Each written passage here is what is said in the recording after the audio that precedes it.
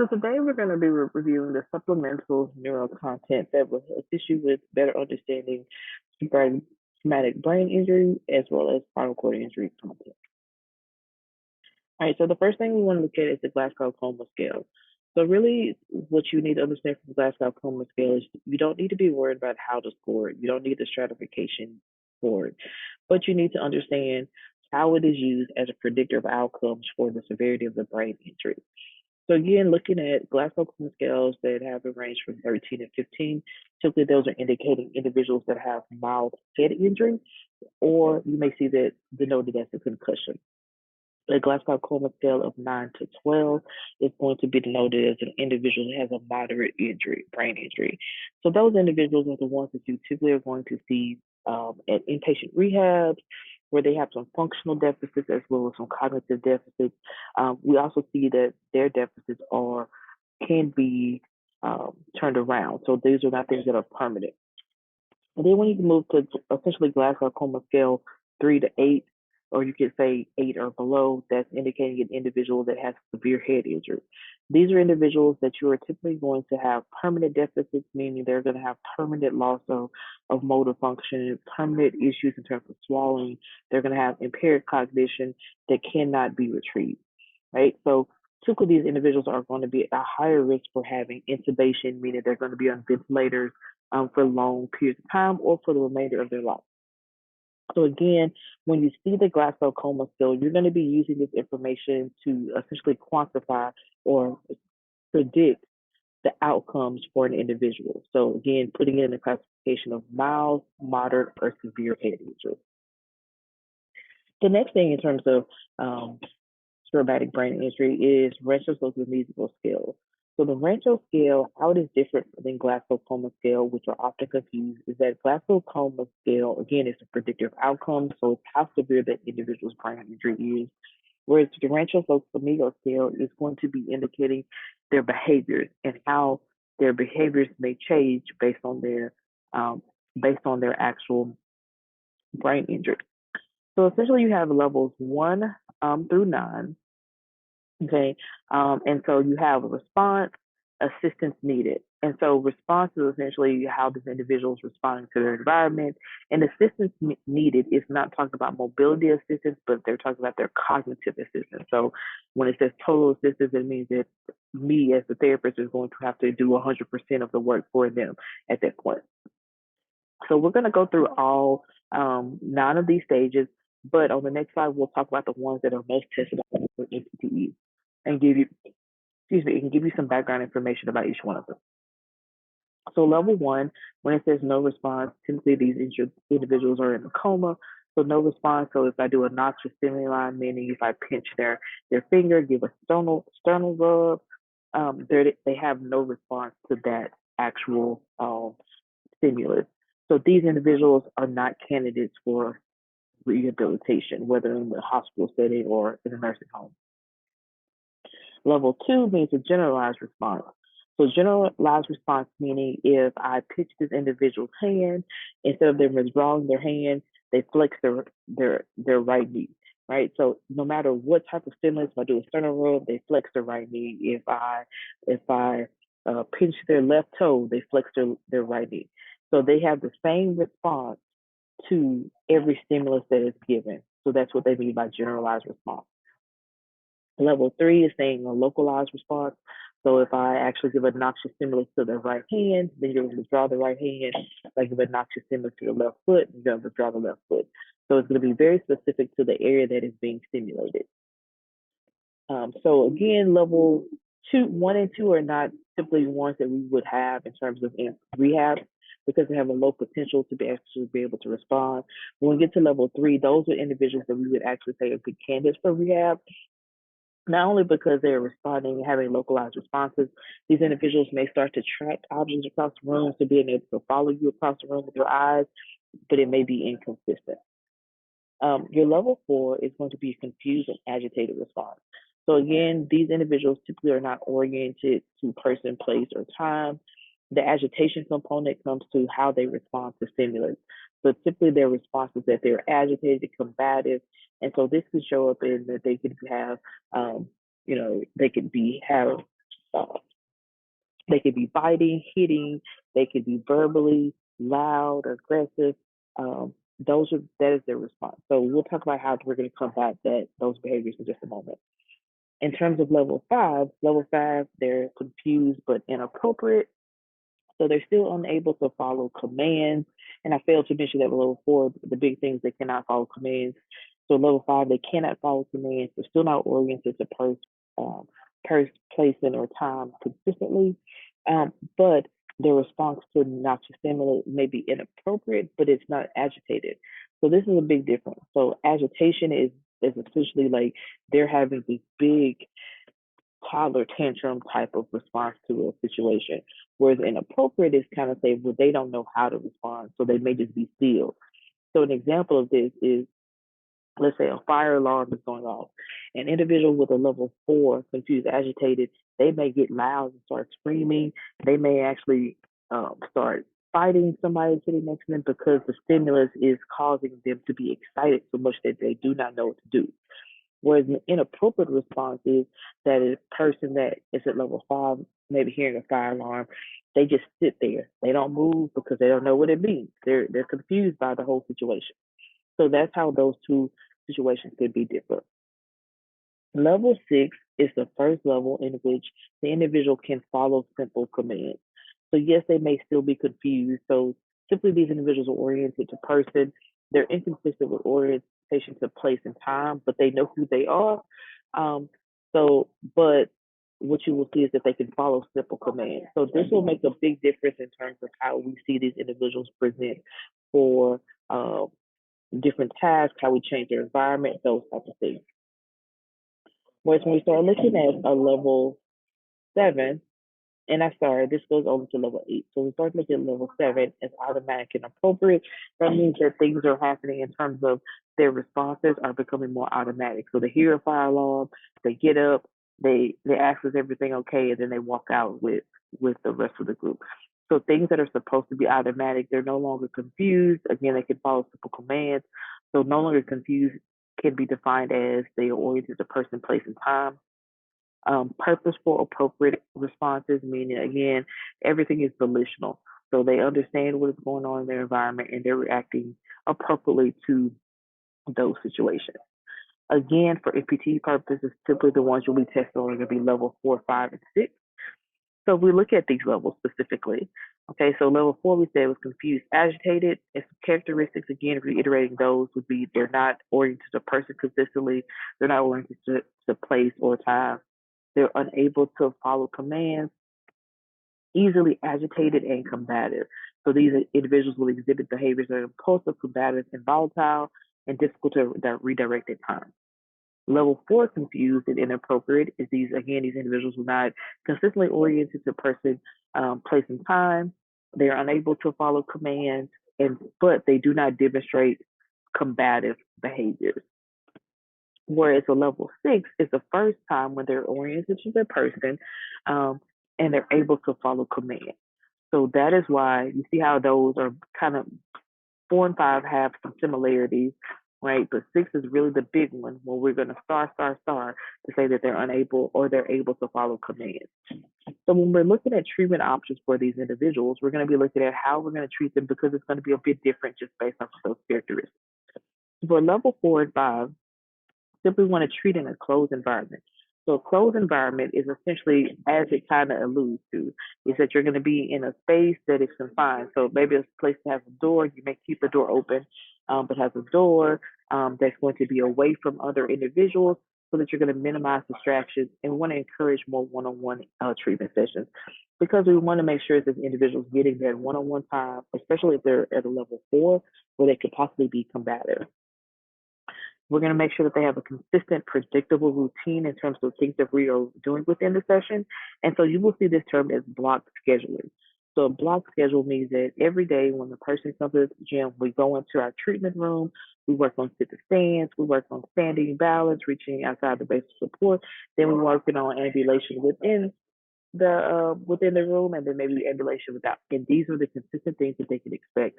The reason that you would want to do that is that you want to set up and try to establish a pattern and hopefully help elicit and excite some of the the temporal lobe so that these individuals start to redevelop memory concepts. The other reason that you want to keep them in a closed environment and consistent routine is that these individuals um, can have difficulty with redirection. So you want to have them in an environment that's contained as much as possible so that if they become agitated, they become combative, that they don't harm themselves or they don't harm others. Level 4 is the first time where these individuals in an open environment. So essentially, again, that means that you can take them into the therapy gym. You can work with them outside in the parking lot. You can do all things that essentially will involve other people because they can follow commands. So this is imperative because we think of how it can show up. So an individual that can follow commands, if we're working in the parking lot, working on car transfers, and a car is coming, and I tell them you need to move to the sidewalk, they're going to follow the command to move to the sidewalk. An individual in level 4 and 5, they're not going to have the ability to follow the command, so therefore they are probably going to again injure themselves or injure others. Okay, and then you're gonna do a randomized schedule, meaning today we worked on transfers, sit to stands, worked on ballots. Tomorrow we're working on car transfers. Wednesday we're working on stair ascension and descension. So you can mix up the things based on these individuals' functional needs. What I do want to say is that there is not a time frame that people move from a 1 to 2 to 3 to 4 and so on and so forth. Because as you've noticed that there's typical people, some people have brain injury that are in coma for the remainder of their lives. There are people that are in Rancho's level 4 for their entire lives. So the time frame fitting each one of these phases is independent of of the different levels. So just be aware that they can move through them really quickly or they could be stuck in one. The next thing we're going to discuss are spinal cord injuries and levels of independence. So the first level that we'll talk about is your cervical level. So we have C5, C6, C7, C8. So at C5, essentially the individual is going to be dependent with all transfers and bed mobility, but they will be independent with a power wheelchair with the use of a joystick. Because they have biceps, they will be able to move forward and backward. With some adaptations, they can move left and right and do turning. Okay. C6, the first level where they can be modified independent with bed mobility with bed rails, modified independent with sliding board on level surfaces with transfers, and modified independent with manual wheelchair on level surfaces only. I've noted here that they have use of tenodesis grip. So tenodesis grip, remember, is the grip that is essentially where when the individual hand goes into flexion, their fingers extend, and when their wrist goes into when their wrist goes into flexion, their fingers extend, and when their wrist goes into extension, their fingers flex. This is important to note because the tenodesis grip will help that individual grab onto the rail, grab the sliding board as they utilize it to do the transfers and bed mobility. This will also be the grip that's going to be utilized when they're using the manual wheelchair. C7, these individuals can be independent with bed mobility, no need of handrails, independent with unlevel transfers. So they do not need a sliding board, and also independent with manual wheelchairs on unlevel surfaces and small inclines. The definition of a small incline is like a ramp going into a building, right? So typically in most buildings, you think about outside Walmart, right? Right outside the entrance, there's a small incline. So if you have a C7, you typically go up that, right? Because you have triceps, which is pretty strong, but you don't have full hand function. So you can go up a small incline. But if we're talking about this individual has built a ramp in their home that is maybe, uh, you know, uh, 4 feet long, type thing, then that's a pretty steep incline for these individuals. They're not going to be able to do that until they get to C8 rather, and they have full hand function. Also, at C8 is when they'll be able to perform wheelies in chairs, which again is going to help them go up those steeper inclines. For your thoracic and lumbar levels, the biggest thing we're going to be taking consideration is when are they actually walking, right? And what type of mode of transportation and mobility are they going to be utilizing? So when we look at T10 through T12, simply walking is just for exercise purposes. And they're going to be utilizing a reciprocating gait orthosis to be able to perform this walking. So gait and ambulation typically is only for therapy sessions, but they're going to use their manual wheelchair for their primary means of transportation. L1, L2, Again, ambulation is for exercise or limited household um, with the use of a hip, knee, ankle, foot orthosis, use of manual wheelchair for primary mobility. So we think about this. The reason that you're using ambulation for exercise or limited household is that HKFO is going to be pretty heavy. The weight of it is heavy, right? So you're going to simply have issues with using this long distances. So even if the patient was able to walk with it outside of household, it's pretty heavy. So that's going to require a lot of energy expenditure. So again, they're going to use their manual wheelchair for their primary modes of mobility. L3, ambulation is in household with limited um, community, let's just say with limited community ambulation. These individuals are going to use a knee, ankle, foot orthosis, and they're going to be utilizing a manual wheelchair and ambulation in the community, so it's going to be mixed. So the knee, ankle, foot orthosis isn't as cumbersome, but it can be heavy. Um, so they're going to do a mix of wheelchair as well as walking outside. L4 and below, these individuals are typically community ambulators. They need an AFO, so ankle foot orthosis, but no wheelchair is needed. So big thing, remembering that typically T10, T12 is exercise only for ambulation. You're using your manual wheelchair. L1, L2, ambulation for exercise, and you're going to be walking within the home some, but you're going to, outside the house, you're going to be using a manual wheelchair. L3, you're going to be walking within the home and a little bit within the community. Manual wheelchair and ambulation are going to be your two modes. And then for L4, you're going to individual will be a community ambulator with their appropriate orthosis, but they're not going to need um, um, but they're not going to need any type of wheelchair at that point. Incomplete spinal cord injuries. So we talked about this with the previous lecture. We covered TBI and SCI. So the MPT is going to focus on complete injuries, which would be C5 Asia A, L1 Asia A. So knowing exactly, like we just previously talked about, what are the expected outcomes for those individuals.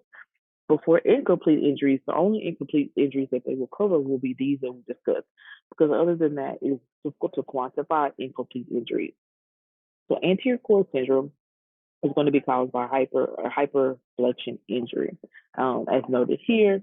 So typically the losses that these individuals will experience will be a loss of motor and pain and temperature on the same side as the lesion or everything below, right? So as this individual indicates, their anterior cord syndrome was in their cervical spine. Obviously, everything below they have some motor loss as well as pain and temperature.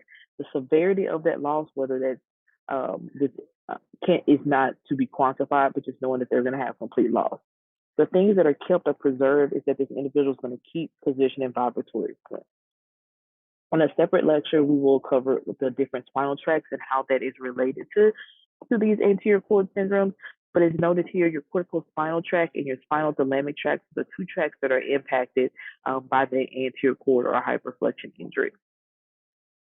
Your posterior cord syndrome is a little different, and that is caused by the hyperextension injury. But your losses are going to be position and vibratory sense, but you keep everything else. So you keep motion and you keep pain and temperature because those are located in different parts of the spinal column. So we see in posterior cord syndrome, the hyperextension is causing the dorsal column, medial lemniscus tract to have deficits. And again, you will have covered that in a different lecture. So you will have loss of position and vibratory. This is the one unique cord syndrome in which you do not lose any motor function. Then you have a hyperextension injury. Hyperextension injuries typically, you have central cord syndrome, which is going to be caused by hyperextension injury. So the difference again between posterior and central cord is that posterior does not have any motor loss, whereas with central cord you do have motor loss, with the primary motor loss being in the upper extremity. Okay, so again, you have loss in the sensory loss can be variable because as you see here in red, you see how central cord is kind of touching everything. You can have some vibratory sensory loss, you can have some pain and temperature loss. So it's very variable in what you may experience in terms of sensory loss. But the big thing that you will have is that this individual will have motor loss with upper extremities. A classic individual that has a central cord syndrome is that they essentially can do everything for themselves. They can walk 3,000 feet, but they have no functional use of their arms. So it's like Gumby. So I had a patient that he was like a 6'4" individual who could walk, but he had no use of his upper extremities, which means he was dependent with feeding, he was dependent um, in toileting and bathing. So just thinking about how this deficit presents. This individual can walk normally, but they don't have functional use of their upper extremities. And then um, the last one that we'll cover here is going to be the Brown-Sequard syndrome. And so Brown-Sequard syndrome is going to be, the cause is going to be a penetrating wound to the spinal column, either from a gunshot or a stab wound. Those are the two likely etiologies. It's going to cause ipsilateral loss of motion, of motor vibratory proprioception sense, and then contralateral loss of pain and temperature. Okay, so ipsilateral motor vibration, proprioception, contralateral pain and temperature. And that has to do with the crossing of the tracks, which we have covered in a different lecture. So when you're looking to answer questions on which type of track or incomplete spinal cord syndrome it is, you want to first look at the cause. It will always tell you if it's a hyperextension, hyperflexion, if it's a penetrating wound. It will tell you that, and that will give you some clues. If it is a hyperextension, then you need to look and see does the question say that they have any motor intact or not. So those are some clues to take into consideration when you're reviewing this content. And so that's the end of this lecture. I hope that this supplemental content is helpful for understanding the traumatic brain injury and spinal cord injury content that was previously covered. In a separate lecture, be sure to review the spinal tract so that you have a good understanding of how that plays into your spinal cord incomplete injury.